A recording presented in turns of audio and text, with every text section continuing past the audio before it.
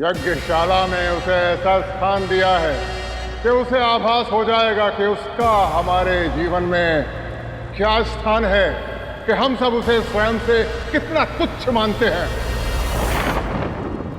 दक्ष ने उदंडता की सारी सीमाएं लांघ दी हैं नारायण। महादेव के इस अपमान के लिए मैं अभी स्वयं जाकर उसे दंडित करता हूं। नहीं ब्रह्मदेव, कोई लाभ नहीं है।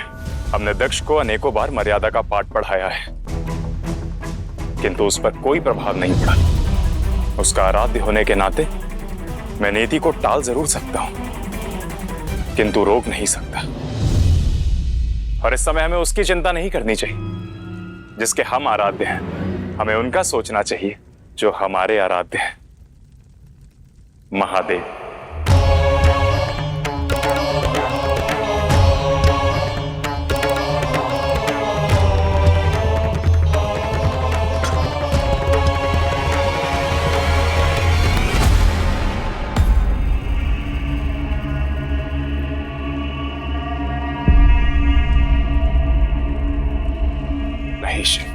आप देवों के देव महादेव हैं और आपका पद हम सबसे ऊंचा है और आसन भी पद के अनुसार ही होना चाहिए। परंतु मेरे लिए स्थान महत्वपूर्ण नहीं नारायण।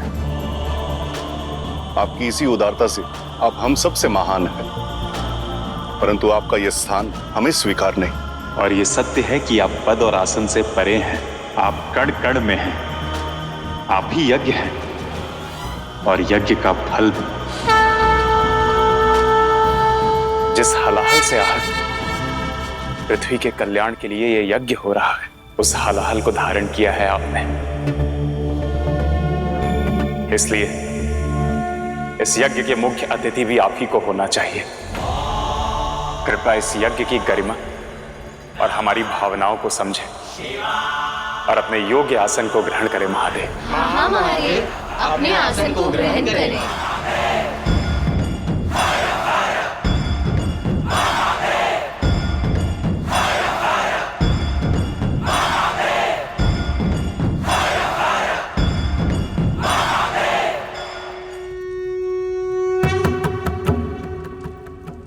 किंतु इस यज्ञ का आयोजन तो दक्ष प्रजापति ने करवाया है, इसीलिए इसको कब, कहां और कैसे बैठाना है, हम उनके आदेश की अवहेलना नहीं कर सकते।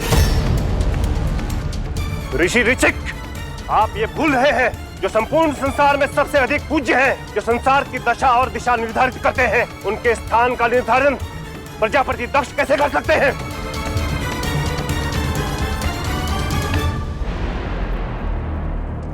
मैं सनकाद ऋषि से सहमत हूँ। ये यज्ञ आपके आहुति के बिना सफल हो ही नहीं सकता। इस यज्ञ के आप अध्यक्ष हो। हमारी भावनाओं का मान रखने के लिए आपको सर्वोच्च स्थान पर विराजना ही होगा महादेव। अपने भक्तों की कहां टालेंगे महादेव? उनकी प्रार्थना स्वीकार करें, अपने आसन को ग्रहण करें महादेव। प्रजापति दक्ष ने अपने लिए यज्ञ में यह स्थान रखा है, परंतु महादेव, आपका जो स्थान हमारे हृदय में है, उसी स्थान का निर्माण हम करेंगे।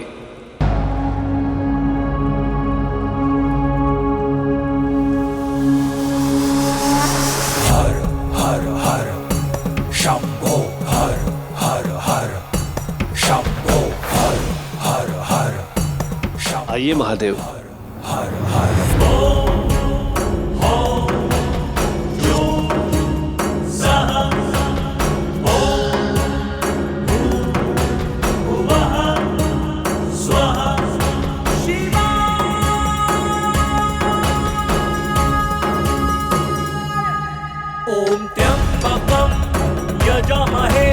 सुगंधिं पुष्टिवर्धनम्। ॐ त्र्यम्बकं यजामहे सुगंधिं पुष्टिवर्धनम्।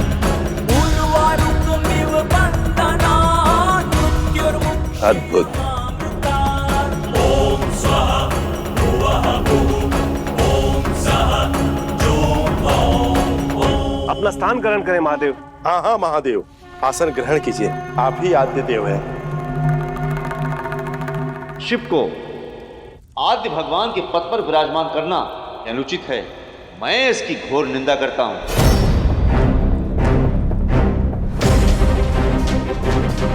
मैं स्वयं महादेव का भक्त हूं, किंतु यदि ये महायज्ञ प्रजापति दक्ष के मतानुसार होता तो उचित होता। शुक्राचार्य जी, मैं भी आपका प्रशंसक हूं, परंतु महादेव के साथ ऐसा व्यवहार अनुचित है।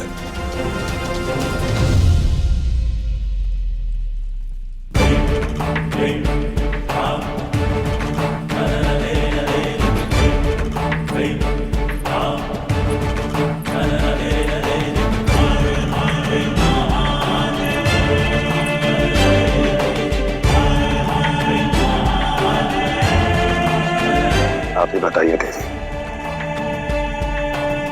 क्या करें?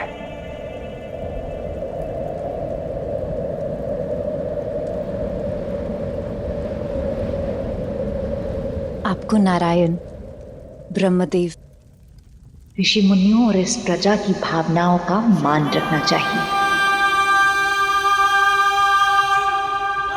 आपका योग्य आसन वहां है, आपको वहीं बैठना चाहिए।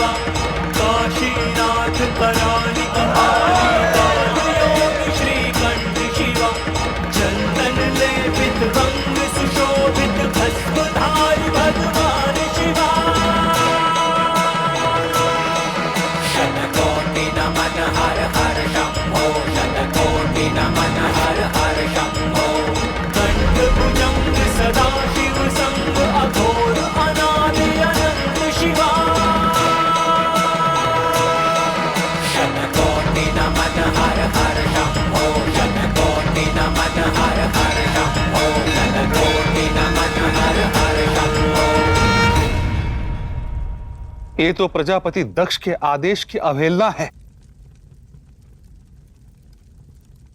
चिंता न करिए शुक्राचार्य जी, वो अपने इस अपमान का उत्तर अवश्य देंगे।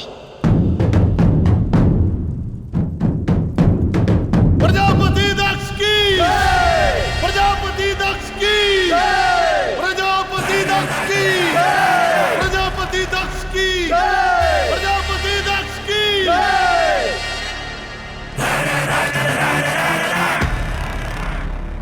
पिताश्री,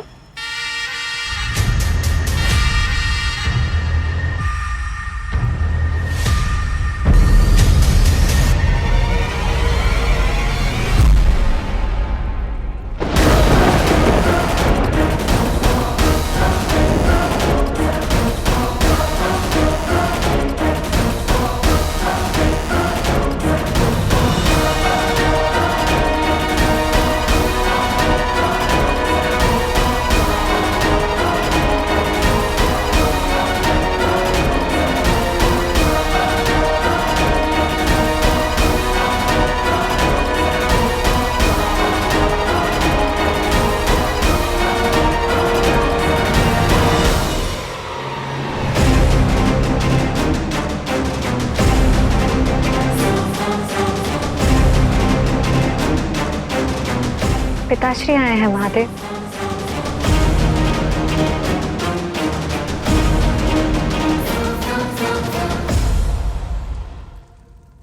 आओ प्रजापति, यज्ञ आरंभ करो।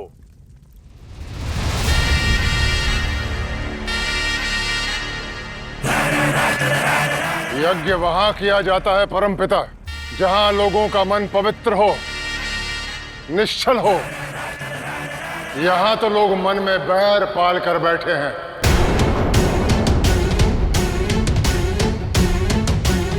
ये तुम क्या कह रहे हो दक्ष?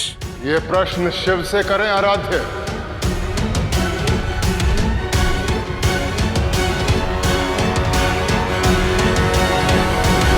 तो बताओ शिव, जब तुम्हारे लिए सभा में एक स्थान सुनिश्चित किया गया था तो तुम वहां ना बैठकर अपने लिए यह नया स्थान बनाकर क्यों बैठे हो?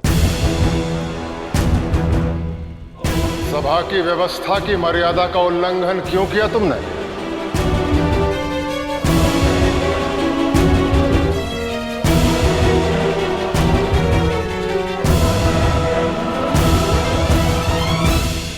दक्ष, महादेव अपने पद के अनुसार उचित स्थान पर बैठे हैं और तुम उन्हें सभा की मर्यादा का पाठ पढ़ा रहे हो।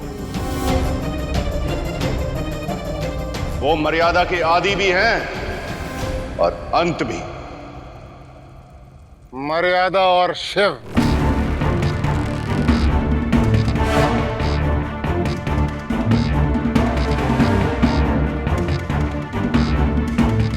ये कैसा उपहास है परमपिता? इस सभा में सभी जानते हैं कि इस यज्ञ का आयोजक मैं हूं और शिव का ससुर भी हूं। तो बताओ शिव, सभा में मेरे प्रवेश पर जब सब मेरे आदर सम्मान में खड़े हुए तो तुम खड़े क्यों नहीं हुए?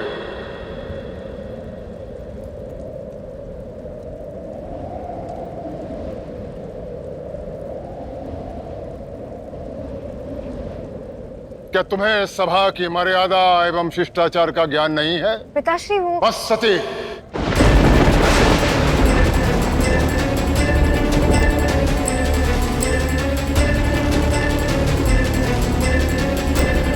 तुम मेरे और शिव के बीच में नहीं बोलोगी। तुम्हें मेरी सौगंध, तुम्हें मेरी सौगंध, तुम्हें मेरी सौगंध, तुम्हें मेरी सौगंध।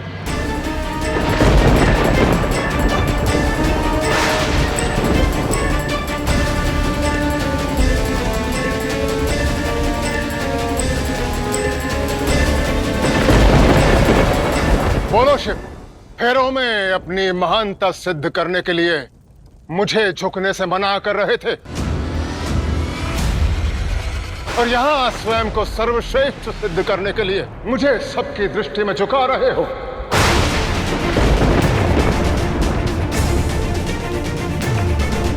इसके यहां आने का कारण सृष्टि का परमार्थ नहीं, केवल प्रतिशोध है।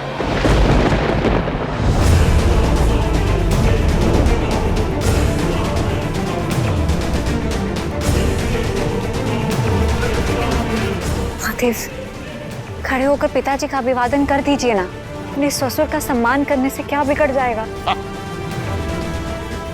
महादेव क्यों बात को बढ़ा रहे? खड़े होकर पिताश्री का अभिवादन कीजिए। यही तो है शिव का हठ, अभिमान। ऋषि ऋचिक, आप अपनी मर्यादा का उल्लंघन कर रहे हैं, इसलिए उचित यही होगा कि आप मर्यादा में रहें। ऋषि संकान, शांति रखिए। ये यज्ञ सभा है और यहाँ शांति अधिक आवश्यक है। शिव और शांति, यदि तुम्हें शांति का महत्व ज्ञात होता तो सभा की शिष्टाचार का पालन करते। यूं यहां अपने लिए मेरे पद से भी ऊंचे आसन पर बैठकर बातें न करते। कोई उत्तर है अपनी सुदंडता का?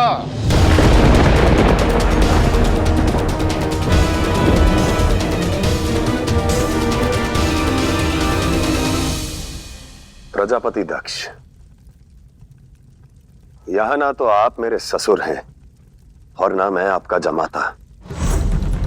विवाह में आपका पद बड़ा था क्योंकि वहां आप दान दे रहे थे और मैं दान ले रहा था, परंतु यहां मैं एक अतिथि बनकर आया हूं और आपने जो सत्कार दिया उसे मैंने पूर्ण श्रद्धा से स्वीकार भी किया।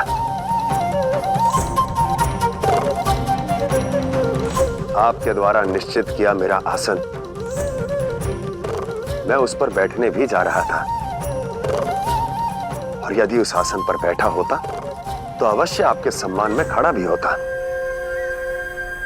परंतु इस सभा ने मुझे अपना सभापति चुना, इस यज्ञ का आद्य देव चुना। यह आसन इनके विश्वास से बना है। मुझे मान अपमान इनका कोई प्रश्न नहीं, परंतु इन सब के विश्वास का निरादर तो नहीं कर सकता ना।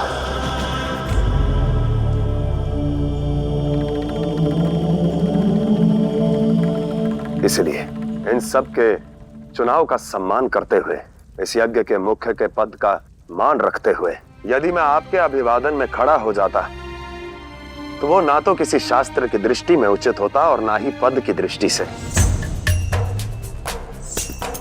कैलाश में कोई भी आए, असुर, श्वसुर, शिव सबका स्वागत करता है।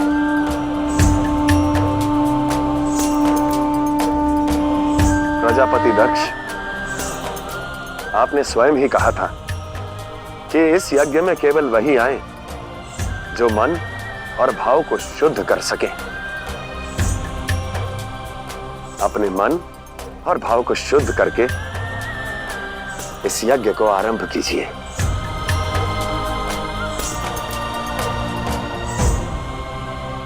ऐसा व्यवहार करके मुझसे आशा करते हो कि शुद्ध मन से भाग लूं, मन में कोई बैर न रखूं।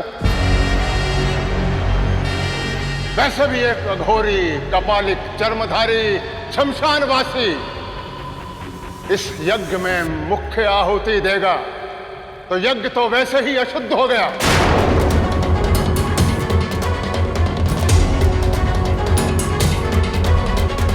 अब ये यज्ञ तब तक नहीं होगा जब तक ये शमशानवासी अपने स्थान से उठकर मुझसे क्षमा नहीं मांगेगा।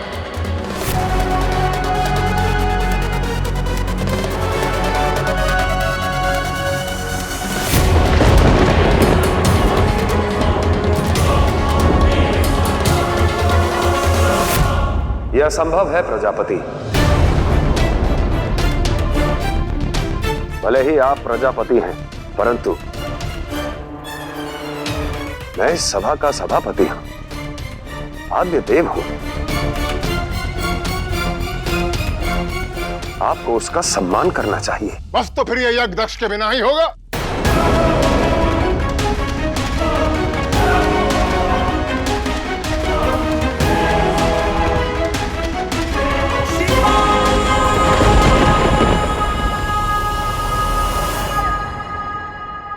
श्री, आप तो बड़े हैं, ये कैसा हठ है? हठ मैं नहीं कर रहा, जाकर कहो अपने पति से हठ छोड़े।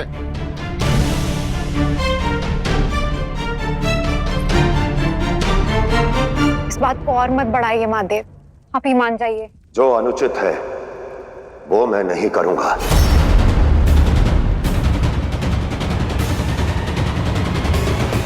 फिर चाहे उसका परिणाम कुछ भी क्यों ना हो। फिर तो बात करने का कोई लाभ ही नहीं है। अब ये यज्ञ नहीं होगा, अब ये यज्ञ नहीं होगा, अब ये यज्ञ नहीं होगा। मैं इस यज्ञ का आयोजक हूं और मैं इस यज्ञ को यहीं समाप्त करता हूं।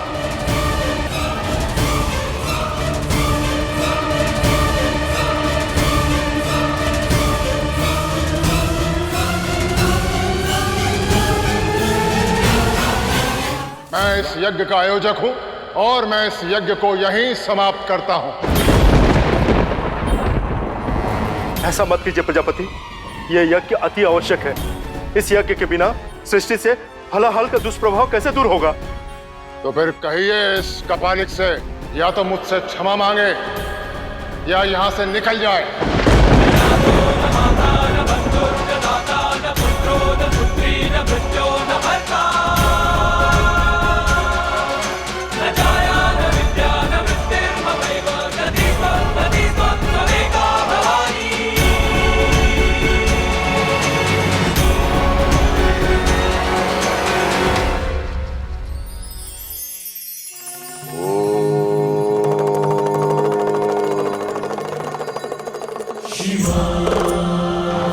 नदियां, सरोवर, सागर, इन सब की लहरों के बीच नौका विहार करना कितना अच्छा लगता है ना। नौका जो स्वयं का भार लेकर हम सबको इन लहरों पर तैराती है, परंतु चारों ओर पानी के घिरे रहने से भी ये नौका डूबती नहीं, परंतु यदि इसके तल में छेद आ जाए तो ये उसी जल में डूब जाती है। ठीक उसी प्रकार एक व्यक्ति का पतन तब तक नहीं हो सकता जब तक कि स्वयं उसमें मलिनता ना आ जाए, कोई अवगुण ना आ जाए। इसलिए अपने पतन का दोष किसी और को मत दो, वो चाहे जितना भी बुरा क्यों ना हो। आपका पतन कोई नहीं कर सकता यदि आपके भीतर मलिनता नहीं, अवगुण नहीं। यही सत्य है।